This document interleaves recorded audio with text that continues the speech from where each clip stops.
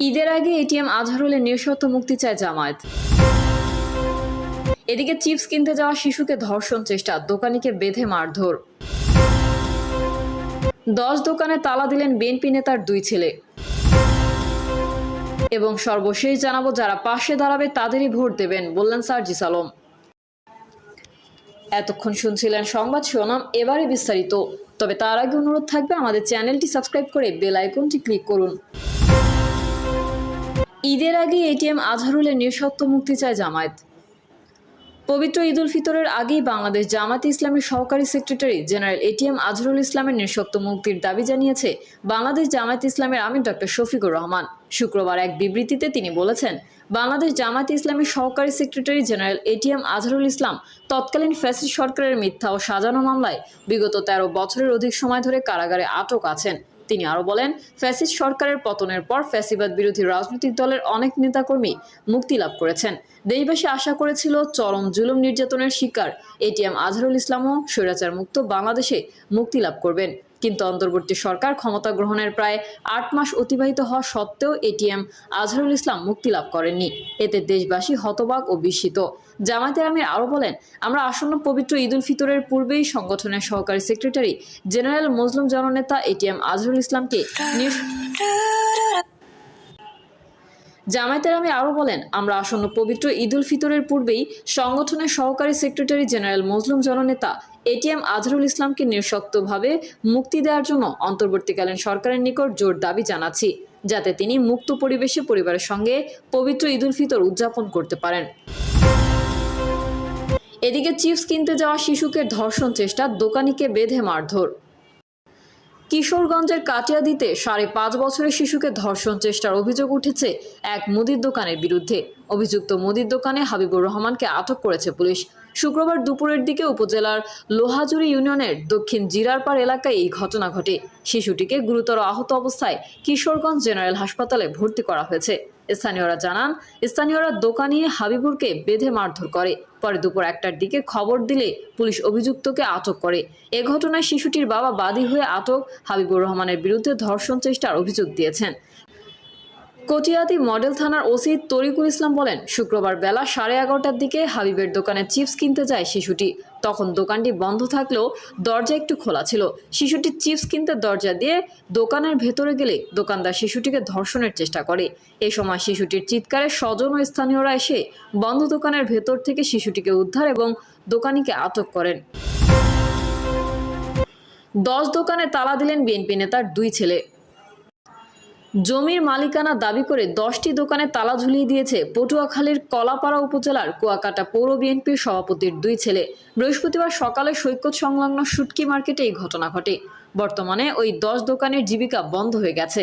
তারা নিরাপত্তাহীনতায় ভুগছেন। দোকান বুঝে পেতে ঘুরছেন দাঁড়ে দাঁড়ে। এ ঘটনায় ক্ষুব্ধ প্রতিক্রিয়া ব্যক্ত করেছেন পৌর বিএনপির অন্যান্য নেতারা। ওই 10 দোকানি ও স্থানীয় সূত্রে জানা যায়, প্রায় 6 বছর আগে বেল্লাল মোল্লা নামে এক ব্যক্তির কাছ থেকে তারা দোকানগুলো ভাড়া নেন। এ সময় একক দোকানি 8 থেকে 10 লাখ টাকা করে বেল্লালকে জামানত দেন। কিন্তু 5ই আগস্ট গণ অভ্যুত্থানের পর ওই জমি 3 ব্যক্তি দাবি করেন। এর মধ্যে কুয়াকাটা পৌর বিএনপির সভাপতি আজিজ মুসল্লি, রাশিদুল আফতাব ও বেল্লাল মোল্লা। এই 3 ব্যক্তিকে বসে বিষয়টি সমাধানের জন্য বারবার অনুরোধ জানান দোকানিরা, কিন্তু দীর্ঘদিনও বিষয়টি সমাধান না করে পৌর বিএনপি সভাপতির ছেলে লতা চাপলি ইউনিয়ন যুবদলের সাধারণ সম্পাদক রিয়াজ মুসল্লি দোকানিদের নতুন করে ভাড়ার চুক্তিপত্র করার চাপ প্রয়োগ করেন। জমির মালিকানার বিষয়টি সমাধান না হয় দোকানিরা রিয়াজ মুসল্লির সঙ্গে চুক্তিবদ্ধ করতে রাজি হননি। পরে বৃহস্পতিবার সকালে রিয়াজ ও তার ভাই মহিপুর থানা যুবদলের যুগ্ম আহ্বায়ক সালাউদ্দিন মুসল্লি সহ তাদের অনুসারীরা দোকানগুলোতে তালা ঝুলিয়ে দেন। নাম প্রকাশ না করার শর্তে একাধিক দোকানি বলেন, আমরা সবাই বেল্লাল মোল্লার সঙ্গে চুক্তিপত্র করেছি, তাকে আমাদের লাখ লাখ টাকা অগ্রিম দেওয়া। আমরা রাজনীতি বুঝি না, আমাদের সামান্য শুটকি বিক্রি করে পেট চলে। কিন্তু বৃহস্পতিবার রিয়াজ ও তার ভাই সহ 8 থেকে 10 জন আমাদের দোকানে তালা ঝুলিয়ে দিয়েছে। বর্তমানে সে আমাদের হুমকি ধমকি দিচ্ছে, তার সঙ্গে আমাদের চুক্তি করতে বলেছে। 2 দিন পর ঈদ, রোজার 1 মাস কোনো বিক্রি ছিল না, লোকসানে দিন কেটেছে। ঈদের দোকান খুলতে না পারলে আমাদের ব্যবসা লাটে উঠবে। বেল্লাল মোল্লা বলেন, 1996 সালে পটুয়াখালী পৌরসভার কমিশনার মিলন মিয়ার স্ত্রী উম্মে সালমার কাছ থেকে আমি এই জমি ক্রয় করেছি। তিনি আমাকে 16.5% জমির দলিল দিয়েছেন। পরে সেখানে দোকান তুলে ভাড়া দিয়েছি। দোকান তোলার সময় বা পরে অন্য কেউ এই জমির মালিকানা দাবি করেননি। কিন্তু বৃহস্পতিবার হঠাৎ ক্ষমতার অপব্যবহার করে তারা দোকানগুলো দখলে নিয়েছেন। এর আগে মুসল্লি বাড়ির ছেলেরা আমাকে মারধর করেছেন। আমি দীর্ঘদিন হাসপাতালে ভর্তি ছিলাম। কুয়াকাটা পৌর বিএনপির সভাপতি আজিজ মুসল্লি বলেন, আমার ওই জমির বৈধ মালিকানার কাগজপত্র রয়েছে। যারা আমার সঙ্গে চুক্তি করেছে তাদের দোকান খুলে দেওয়া হয়েছে। বেল্লাল মোল্লা আওয়ামী লীগের ক্ষমতার জেরে ওই জমি দখল করে মার্কেট নির্মাণ করে ভাড়া দিয়েছিল। রাশেদুল আফতাব ওই জমি দাবি করলেও তাদের দাগ অন্য জায়গায়। আমার দাগের মধ্যে তাদের জমি নেই। এ বিষয়ে আজিজের ছোট ছেলে লতা চাপড়ি ইউনিয়নের যুবদলের সাধারণ সম্পাদক রিয়াজ মুসল্লি বলেন, এই জায়গা আমার বাবার। আমরা বিষয়টি সমাধানের জন্য প্রশাসনের দ্বারে দ্বারে ঘুরেছি। পরে দোকানিদের আমাদের সঙ্গে চুক্তি করতে বলেছি, কিন্তু কোনো সমাধান না পেয়ে বৃহস্পতিবার দোকানগুলোতে তালা ঝুলিয়ে দিয়েছি। যারা পাশে দাঁড়াবে তাদেরই ভোট দেবেন, বললেন সার্জিস আলম। জাতীয় নাগরিক পার্টির মুখ্য সংগঠক সার্জিস আলম বলেছেন, কেউ যেন মনে না করে সনাতন ধর্মাবলম্বীরা মানে নৌকায় ভোট দেয়। যারাই আপনাদের পাশে দাঁড়াবে তাদেরই ভোট দেবেন। শুক্রবার দুপুরে পঞ্চগড়ের আটোয়ারীর উপজেলার বলরামপুর ইউনিয়নের রানীগঞ্জ এলাকায় দক্ষিণেশ্বর দেবেত্তর স্টেট পটেশ্বরী কালী মন্দির পরিদর্শনের পর এক মতবিনিময় সভায় এই কথা বলেন তিনি। সার্জিস আলম বলেন, অনেকেই মনে করেন সনাতন ধর্মাবলম্বী মানেই নৌকায় ভোট দেয়। এই ধারণাটা পাল্টাতে হবে। আওয়ামী লীগ মনে করত কিছু দিই আর না দিই ভোটটা কিন্তু আমরাই পাবো, তাহলে আপনাকে কিছু দেবে না। এটাই হয়েছে এতদিনে। তিনি বলেন, যখন কোনো কিছু না দিয়ে আপনাকে পেয়ে যায় তখন মূল্যটা থাকে না। এতদিন ধরে এটাই হয়ে আসছে। তো অল্প কিছু মানুষ, হাতে গোনা কয়েকজন মানুষকে সুযোগ সুবিধা দিয়ে বাকি যারা প্রত্যন্ত অঞ্চলে সনাতন ধর্মাবলম্বী মানুষ ছিল তাদের দিকে কিন্তু নজর দেওয়া হয় নাই। মানে এমনি একাট উপরই পাওনা হিসেবে পাওনা হিসেবে ব্যবহার করা হয়েছে। সার্জিস বলেন, যারা আপনাদের কথা শুনবে,